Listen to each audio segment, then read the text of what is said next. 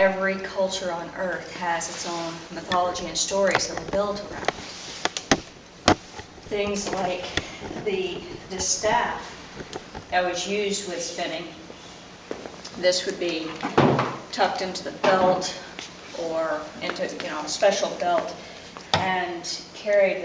The wool would be pulled down, and small spindles, either long ones that you would twirl like this or small ones like this that didn't really have even a hook on the top, they would just spin it as they went. They would walk along the roads carrying it with them. They spun wherever they went. The women in the European countries, when they were out shepherding the sheep, they always had their distaff and their whirl with them. And the men too. Well, that was mainly more over Scottish. here, actually, and the Scottish. The Scottish men did a lot of spinning, and over here, the Pueblo actually did a lot of spinning.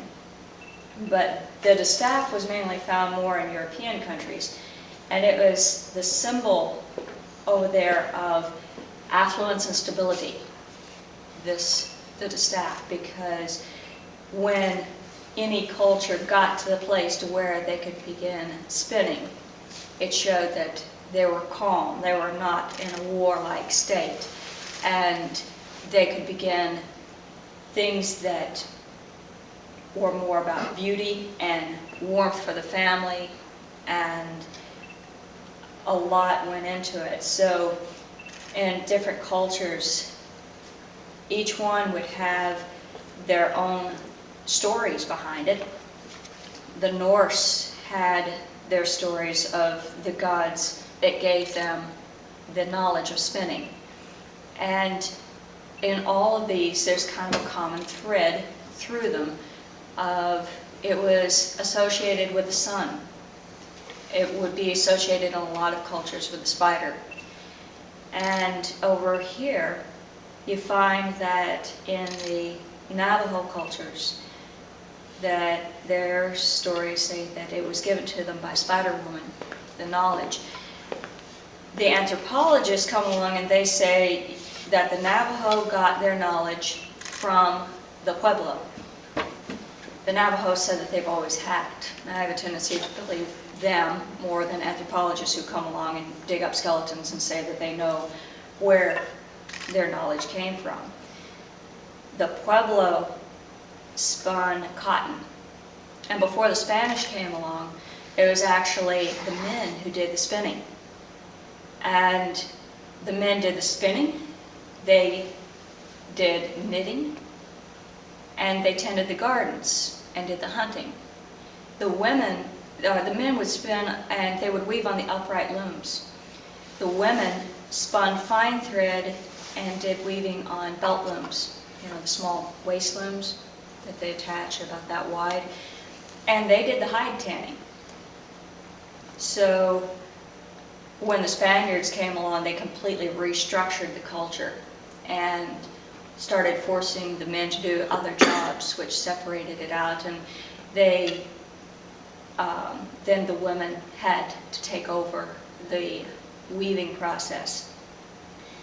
For the Navajo, there's a lot that goes into when you start to weave. You start figuring out a lot of things, and a lot was connected into their culture through it. This idea of the spider teaching them how to spin, if you look at a spider web, you can kind of get the idea of what they understood to be that the spider web was like that thin layer, that thin veil between flesh and spirit. And the rug was the same way. You have very, very thin threads like this that you use as the warp, the up and down portion. And when the rug is finished, the warp is no longer visible. It is completely covered by the weft. The weft gives it color, gives it warmth. But the very fine threads that aren't seen is what holds it together. And the original loom, it was said that the top of it was, the top bar was heaven, the bottom bar was the earth. And then the threads in between was what held those two together. And there's a lot that went into that story. But the original rugs that they would make, they always left a hole in the center, just like the hole in the very center of the spider web. And that was for the spirit to escape and to flow. When the traders came along, they didn't like having a hole in the middle of their rug. So they wouldn't buy them anymore. So they started having to plug that hole. And they always said that if you plug that hole completely, it would cause what would be the equivalent of what we'd say cobwebs in the brain. It would make you muddled. So a lot of the rugs, they would leave a thin line that went through the middle of the rug. And somewhere in there, they would leave a little tiny hole in there, even though the traders couldn't find it. So there's a lot. Weaving is very much about family, the thin threads that hold them together. There's a lot that you learn when you start weaving. You start at the very bottom, and if you don't watch, some of the threads will start to separate out like this. And if you don't pull those back together at the bottom, when you first see that starting to happen, they'll just keep getting wider and wider. The strands get further and further apart, and it's a weak spot in the rug if you don't catch it in time. So, found all over the world, all different types of spindles, all of them basically the same. And all different types of fibers. The Pueblo even used yucca for their fibers, which we've spun, and it has a lot of potential. The wool came along after the Spaniards in this country. In the Nordic countries, they have redone making the old Nordic ships, like the Viking ships, completely from scratch the way that they used to, using nothing but hand axes and all the old tools to make the ships. But the one thing that they couldn't reproduce were the sails. They had to use some type of canvas sails because the old linen sails, if they tried to reproduce them now, they came out way too heavy and they ripped too easily.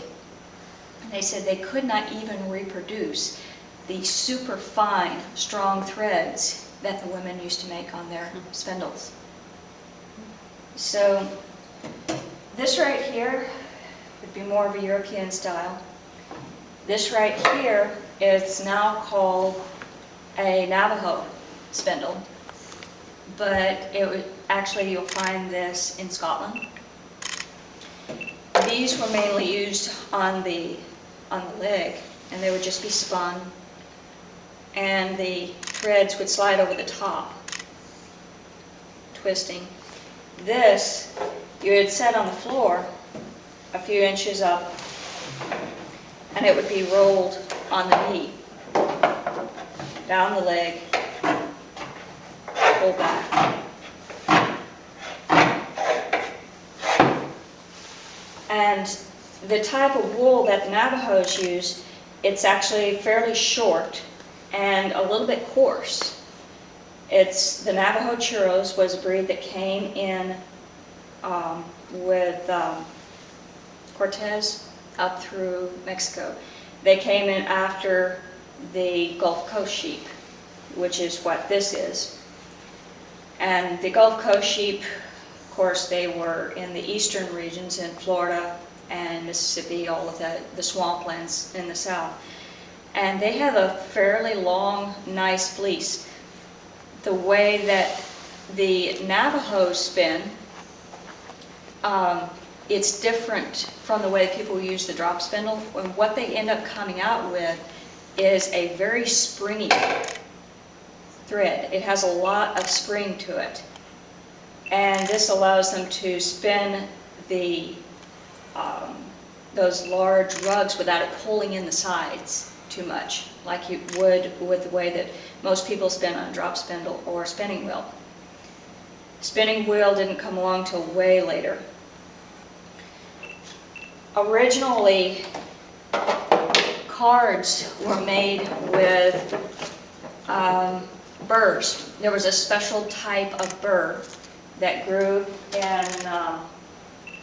in Europe, in Scotland, areas over there.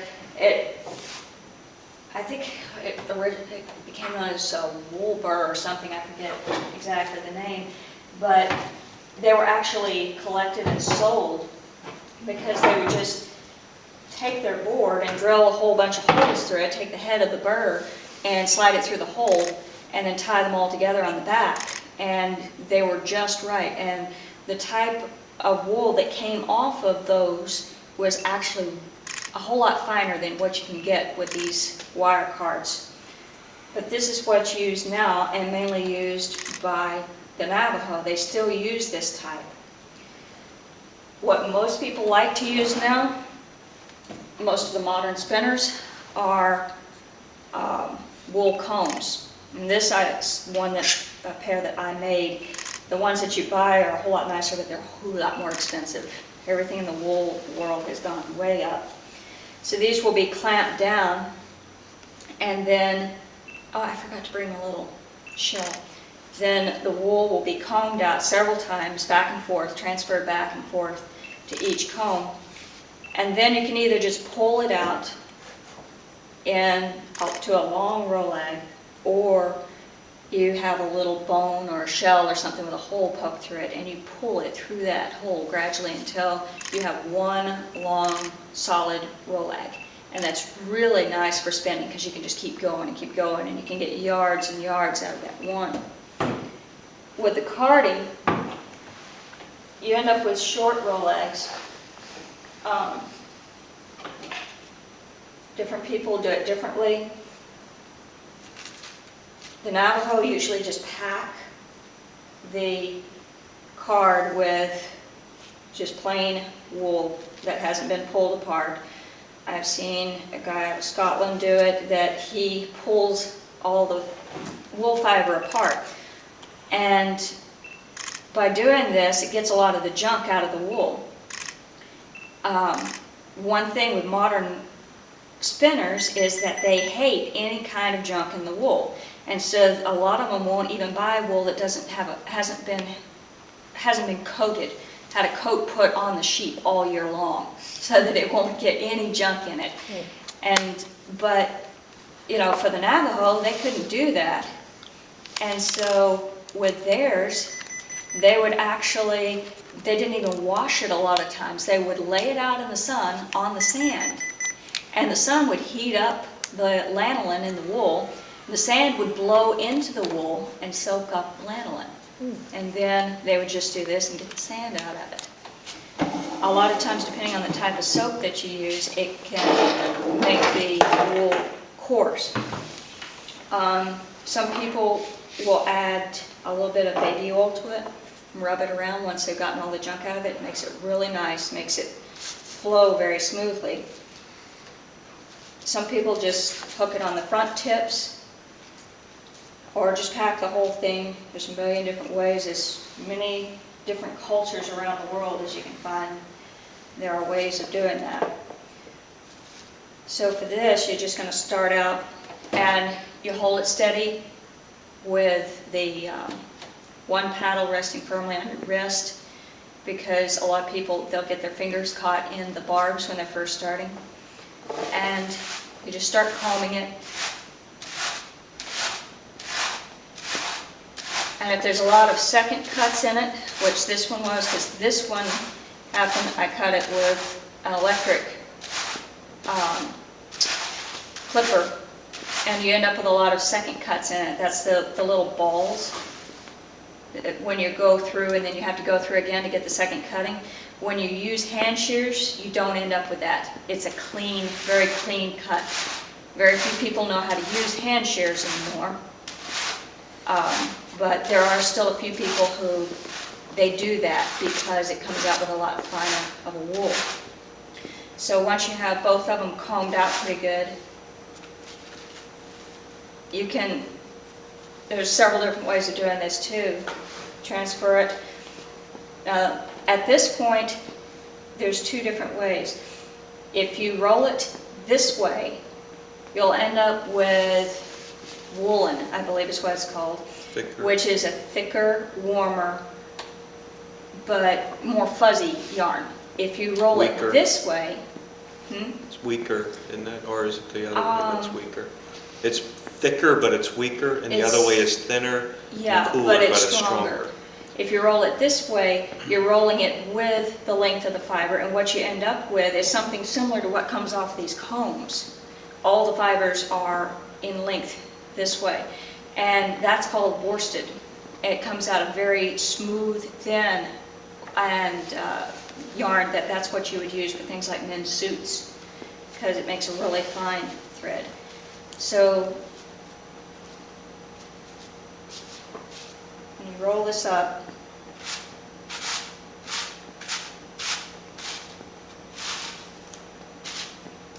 this still has a lot of junk in it. This is your roll-ag. And this you would spin off. You can spin it very fine or very thick, depending on what you want. The warp, the up and downs, you're going to have thinner and stronger, and the weft you're going to want thicker so that it covers over the warp and it's warmer. Now, And the other spindle. yeah. Here it is. This is some that I've been doing because I needed some gray. A woman gave me this because it's, I needed some dark gray. This came off of a gray sheet. And this has been carded on a drum carder that they've got now that is basically one of these on a big round roll, and it just makes a big continuous roll egg, which is really nice. So you pull it out as you go, depending on how thick that you want it. And the main thing is that you don't want the spin to go too far up into your roll egg, or else it gets all tangled and you can't pull it apart anymore. So depending on the length of the fibers depends on how far out that you reach to do the spin. And for the Navajo, they actually let that spin go way up into the fibers, and they just yank it out. It's beautiful the way they do it. I've not been able to do that quite like that yet, but that ends up being part of what causes that real stretchy yarn that they have. So for the Navajo, long time ago, mostly what they had was brown, white, just from the colors of the sheep, and blue that they made from indigo that was brought up through South America after the Spaniards started coming through. They say it wasn't really until about 1850 that the Navajo started actually dyeing with plants, but that's something that is found all over the world. These were all dyed with a black walnut. Now, depending on the plant, if it's very high in tannin like black walnut, you don't have to have a mordant. A mordant is something that sets the color in and keeps it from fading out. Most plant dyes, you have to have some type of mordant, and you can have, some will be chrome, alum, copper, and those will all give you different colors. You can take the same plant, and depending on whether you use a chrome or an iron or an alum mordant, will depend on the texture of the yarn and what color that you come out with. This was made with goldenrod flowers and an alum mordant. Alum generally gives lighter colors, irons give dark colors, and iron makes the yarn more brittle. Let's see, things like earth tans don't generally need a mordant, and the Navajo actually would use juniper ash. They'd burn juniper bark, and they would use that for a mordant because it's so high in tannin. Different ones. This is actually faded a lot because it was a berry. It was pokeberry. It came out with a green, which is starting to fade a lot. This I expect it to fade at some point, but it hasn't yet. That was made from elderberries with an alum mordant. So usually berries don't hold very fast. Pokeberries do not hold fast. They're a beautiful color, but they won't hold.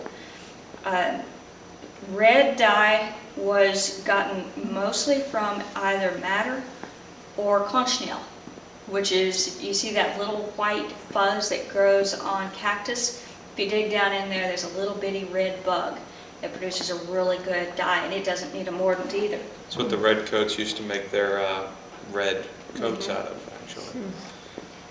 This one right here was just ran through powdered ochre. And you can't even wash that out. It makes a really good rust red color, which is just a rock. Another way of doing wool is to felt it. This was just a thin felt sampler piece that I did. But I've seen an old film, actually, of Mongols out on the taiga, and they take a huge blanket and lay it out in the pasture and lay down pelt after pelt of lamb's wool that had been sheared. And then they get these whips out, and then the whole clan starts beating on the wool. It's just laying out there. It hasn't been combed, hasn't been washed, anything. They just start beating it, and somehow, I'm not sure exactly what that part does, but then they get a stick and they lay it on one end and they start rolling the blanket and the wool over and over until they have this big, long tube that looks like a big log with an axle in the middle. And they tie that to the back of a horse, and somebody gets on the horse and they just take off riding, and it just rolls and rolls and rolls and rolls. Well, the same principle, what I did with this, which a woman had told me before I ever saw that film, she said, you just take a piece of plastic, lay your layers out. You take these that have been carded, and you lay them out one way, one layer one way, and one the other direction. One layer and then one the other direction. And then you spray it down with a little soap and warm water, roll it up in some plastic, and you just keep rolling it back and forth in that plastic. And in just a little while you take it out and it's felted. Well, same principle they did with that. When they rolled it out, it was the most beautiful, white, thick felt, yards and yards long. And they took it straight from there, wrapped it around their yurt, and that was their winter home. So there's a lot of different stuff. You have flax for linen. You have cotton. There's certain types that is made out of bamboo now that's kind of like rayon, that it's made by turning the bamboo into pulp with a chemical and then spinning it. But I couldn't bring the Navajo loom. It's too big to fit in the car. But this is a little sample I made, a small loom. This was dyed with peach leaves and yarrow or something like that. This was actually his first piece that he made. He was experimenting with it. She was talking about that pulling in. Oh, this is pinned together, but Yeah. You notice how it's pulling in here in the middle? It's done on a plastic loom, but they tend to do that if you're not careful. This is hers. She's better at it than me. Just a little more time. So these are a couple of the Navajo tools. Your beading comb that you would use to beat down the fibers in between the threads. And this is what your batten that you slide in between to pull either side out. And there was a lot of, these tools were considered very sacred. And I've seen one deal where they said, yeah, it's a very sacred object. It's, the symbol of your womanhood. Don't use it to beat your dog or your husband, or bad luck will come to you. So. Writing. You what? Writing. Yeah. Another part that goes into this is there are legends that go way, way back, that before the Phoenician, before the Sumerian forms of writing, that there was a more ancient alphabet, even, that was originally made from people who took the designs from the spider web and they based the alphabet from that. And so in many cultures, the spider is associated with writing. And interestingly enough, the word text, text of an alphabet, comes from the Latin word textile, which meant weaving. That was the Latin word for weaving. So you have your textiles, your text. Weaving and writing are very intertwined. And the weaving of a story, the weaving of a tale, it all stems back and actually funnels back into the art of weaving. Do you suppose that had anything to do with the title of Charlotte's Web, or the I writing, don't know, I've never read that. the writing of that? Maybe. Because the spider writes words in the Uh-huh. web. That probably had something to do with it, an old tale about that, yeah. Yeah.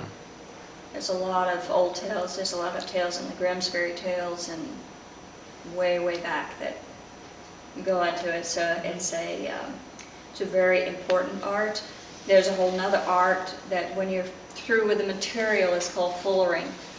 And fullers used to be highly valued people because they would take the cloth that the family made, and the woman would take her cloth to a fuller.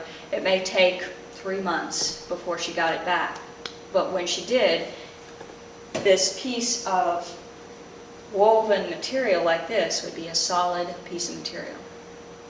And that type of art has been lost to industries now, big corporations. But the fullers knew all the different things. Sometimes they'd soak them in vats of different chemicals, sometimes they'd soak them in vats of urine, which is actually a very good tanning and woolen chemical to use.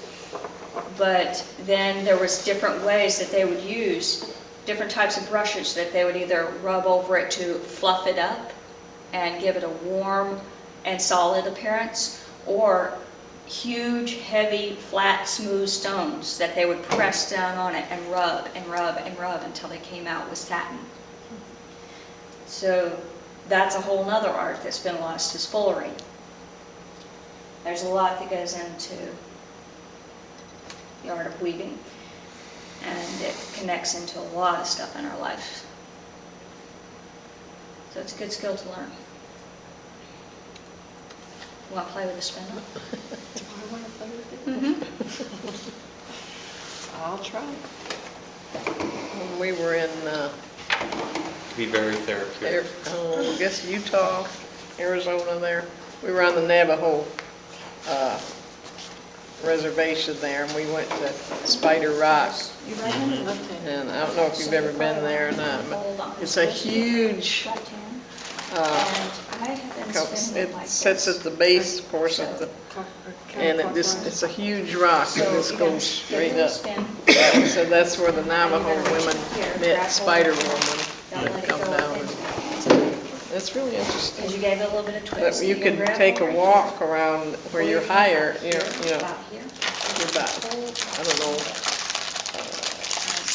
anyway, it's quite a ways. No, it's too hard. There you go. Now let go. Hold on, get right here, see where's the spin. Let that go. The spin go up, and then another spin. And kind of twist in areas where it's getting big. Renae, can I get you anything? Now, pinch.